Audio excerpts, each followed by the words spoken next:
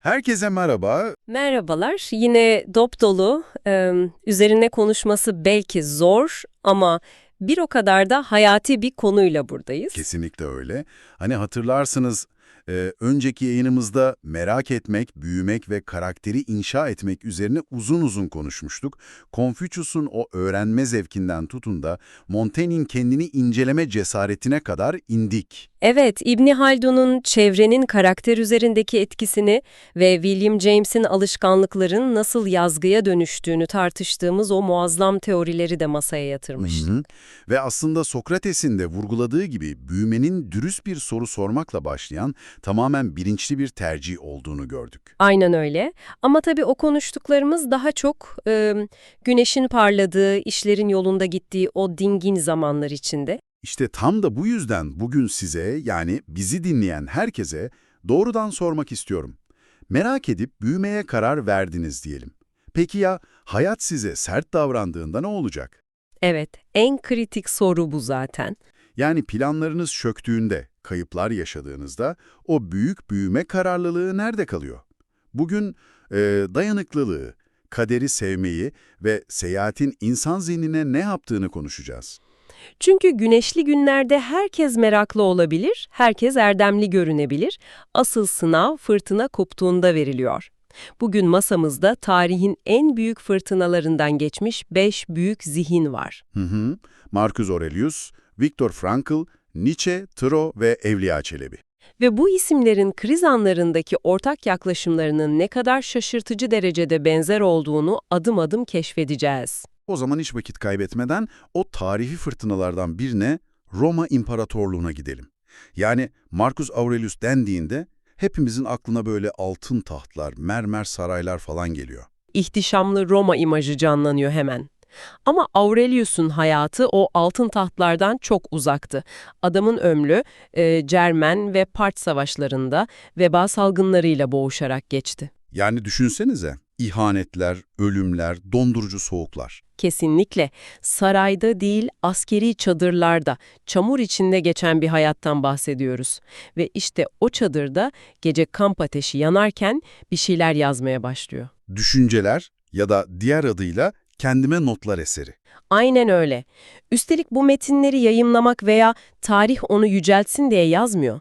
Sadece ama sadece kendi zihnini düzende tutmak için kaleme alıyor.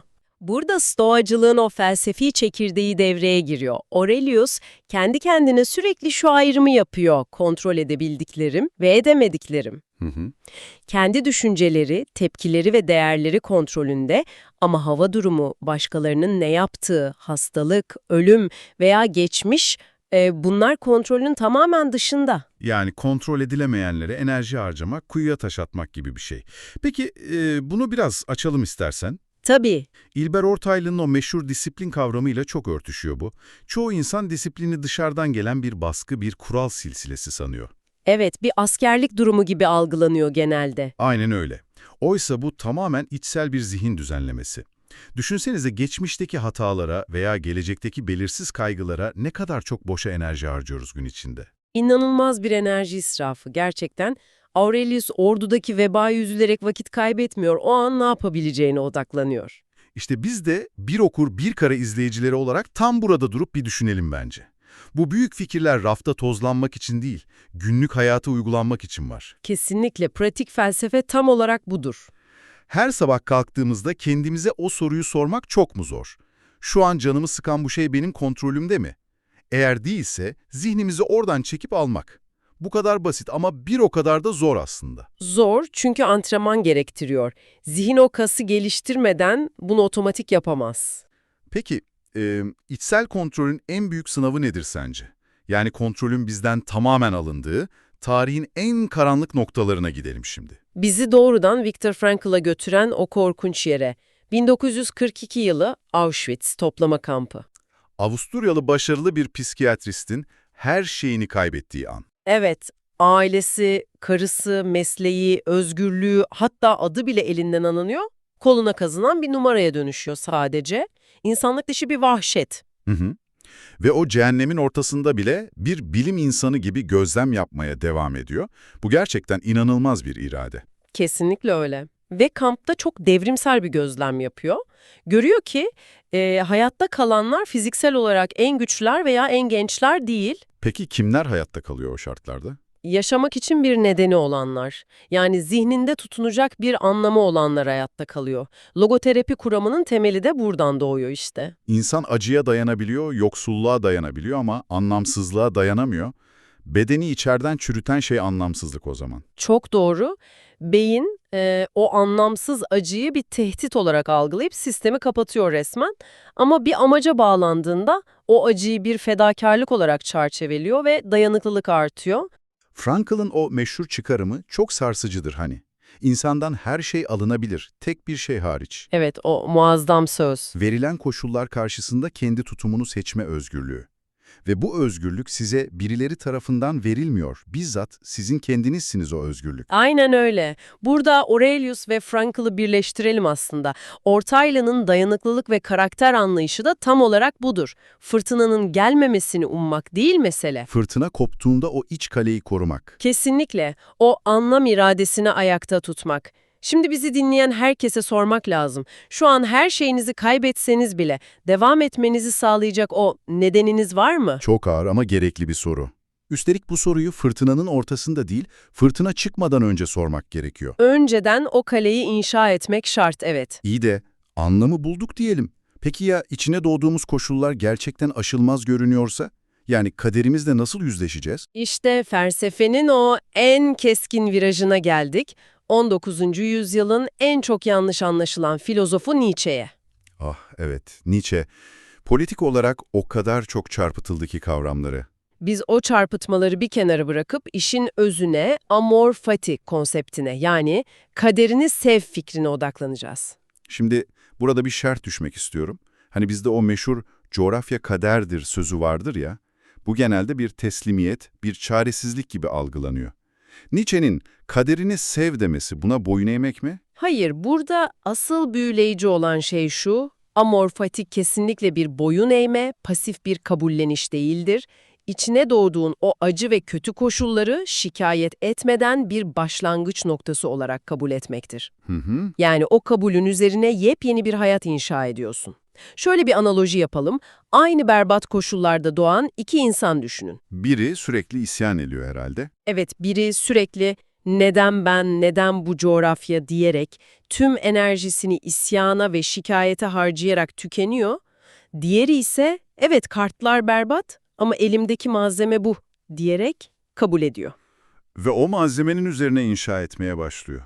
Çok net anladım. Somut örnekleri de var tarihte. Tanca gibi o dönem sınırları çok belli bir coğrafyada doğan İbni Batuta. Ya da İstanbul'da doğup ömrünü yollarda geçiren Evliya Çelebi. Aynen, hatta sürgündeki Confucius. Hepsi o kötü koşulları kabul edip oradan şaheserler çıkardılar. Biliyor musun şu an farklı yüzyıllardan, farklı coğrafyalardan gelen bu isimlerin aynı masada oturup aynı şeyi söylediğini görmek gerçekten büyüleyici. Kesinlikle insan doğasının o değişmez tarafı bu. İşte Bir Okur Bir Kare kanalının Analiz Odası serisinde yapmaya çalıştığımız tam da bu. Farklı dönemleri birbiriyle konuşturmak, değişmez insan tabiatını rehber edinmek. Yaşayan kütüphane derken boşuna demiyoruz yani. O başlangıç noktasını belirledik. Sonraki adım ne? Evet. Asıl soru o. Hayatı nasıl yaşayacağımız. Acaba gerçekten yaşıyor muyuz yoksa yaşıyor mu görünüyoruz? Çok yerinde bir tespit. Bizi 1845 yılına Massachusetts'e götüren soru bu.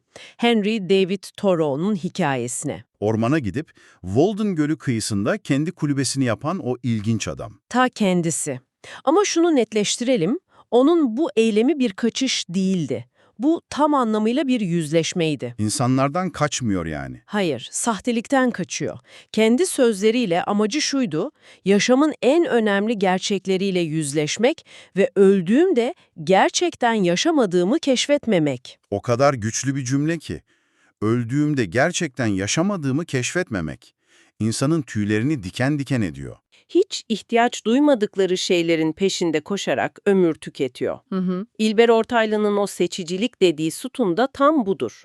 Sadece insanları değil, hangi hayatı yaşayacağını, zihnine neleri sokacağını seçmek.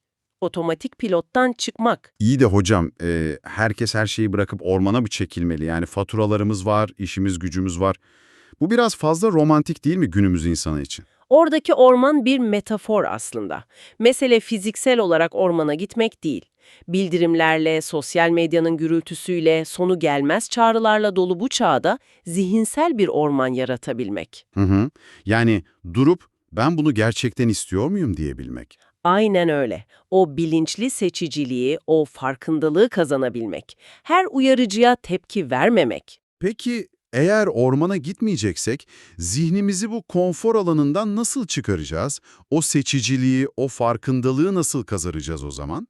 Bunun tarihteki en etkili yolu her zaman aynıydı. Seyahat. Ah, çok güzel bir yere geldik. Ama günümüzdeki seyahat anlayışından bahsetmiyoruz herhalde. Kesinlikle hayır. O modern turistik seyahat algısını bir yıkalım önce. Yani lüks otellerde kalıp, popüler yerlerde Instagram için fotoğraf çektirmekten bahsetmiyoruz. O bir tüketim formu çünkü. Aynen öyle. Gerçek seyahat sadece bir yer değiştirme değil. Zihinsel sınırları zorlama biçimidir. Bir eğitimdir. 17. yüzyıla Evliya Çelebi'ye gidelim. 40 yıldan fazla yollarda geçen bir ömür. İnanılmaz gerçekten.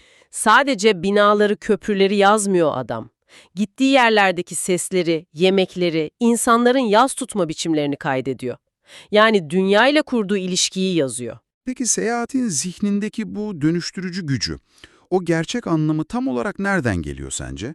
Bilişsel bir şok yaratmasından geliyor, insanın kendi yaşama biçiminin, kendi doğrularının evrensel olduğu gibi bir yanılsaması vardır. Farklı bir coğrafyaya, farklı bir kültüre gittiğinizde o yanılsama paramparça olur. Kendi doğrularının aslında sadece sana öğretilen şeyler olduğunu fark ediyorsun. Kesinlikle. İbni Haldun'un o muhteşem sözü bunu çok iyi özetler. Bir yerde oturanın bilgisi oturanın, gezenin bilgisi dünyanın bilgisidir. Hı hı, çok doğru. İlber Hoca'nın da körce gezmemek için 2 temel tavsiyesi vardır. Birincisi, gidilecek yeri önceden derinlemesine çalışmak, okumak. İkincisi de galiba o turistik rotalardan çıkıp sıradan sokaklarda kaybolmak. Evet, yerli halkla konuşmak, onların rutinine dahil olmak, Montaigne'in o içsel merakına bağlanıyor aslında. Seyahat, kişinin farklı bir bağlamda kendini, kendi sınırlarını tanımasıdır. Önemli bir nokta. Yani dışarı adım atmadan bile İbn Battuta ile Timbuktu'ya gitmek, o kum fırtınasını hissetmek mümkün. Bir okur bir karede biz kitabı sadece bir bilgi deposu olarak değil, en büyük seyahat aracı olarak görüyoruz. Yaşayan kütüphane mottomuzun kalbi burası zaten. Sayfalar arasında zaman ve mekan yolculuğu yapmak. Aynen öyle. Peki yavaş yavaş toparlayalım istersen. Bugün çok derin sulara daldık. Evet, büyük bir sentez yapalım. Aurelius'un o çamurlu çadırda kurduğu içsel disiplinini gördük. Frankl'ın en karanlık kamptaki o kırılmaz anlam iradesini anladık. Nietzsche'nin elindeki o berbat kartları kabul edip kaderini sevmesini, amor fati'yi konuştuk. Thoreau'nun otomatik pilottan çıkıp gerçeklikle yüzleşmesini ve Evliya Çelebi'nin sınırları aşan o bilgeliğini inceledik. Soru şu, hayatın bizi pasif bir şekilde şekillendirmesine izin mi vereceğiz? Yoksa o 4 sütunla yani merak, disiplin, seyahat ve seçicilikle hayatı biz mi şekillendireceğiz? Bütün bu büyük zihinlerin ortak noktası aslında tek bir kelimede saklı, seçmek, Hı hı. seçim yapmak ve ben tam burada bizi dinleyenlere o sarsıcı kapanış sorusunu sormak istiyorum. Lütfen. Hayatınızda şu an sizi en çok zorlayan, sizi en çok bunaltan koşul nedir ve tam şu an o koşulla ilgili ne yapıyorsunuz? Gerçekten üzerine uzun uzun düşünülmesi gereken bir soru. Dinleyicilerimizin bu soruyu kendi içlerinde dürüstçe yanıtlamasını umuyorum. Evet, o fırtınanın içinde kendi tutumlarını seçmeleri gerekiyor. Peki, fırtınalardan, iradeden, dayanıklılıktan bahsettik. Bir sonraki yayında bambaşka bir frekansa, o çok sevdiğim alana geçiyoruz değil mi? Müzik mi? Kesinlikle. Müziğin o büyülü dünyasına giriyoruz. Pisagor'un matematik ve müzik arasında kurduğu o kusursuz köprüyü konuşacağız. Hı hı. Platon'un müziğin tehlikesi ve şifası hakkındaki o çok ilginç fikirleri de var. Evet. Aristoteles'in meşhur katarsis yani arınma kavramı. Ve tabii ki İbn Sina'nın müziği doğrudan bir tıp, bir tedavi aracı olarak kullanması.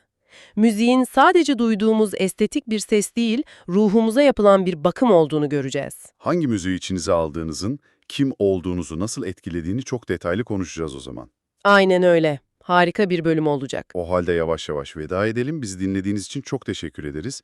Bir okur bir kare. Yaşayan kütüphane. Bir sonraki bölümde analiz odasında görüşmek üzere. Hoşça kalın, görüşmek üzere.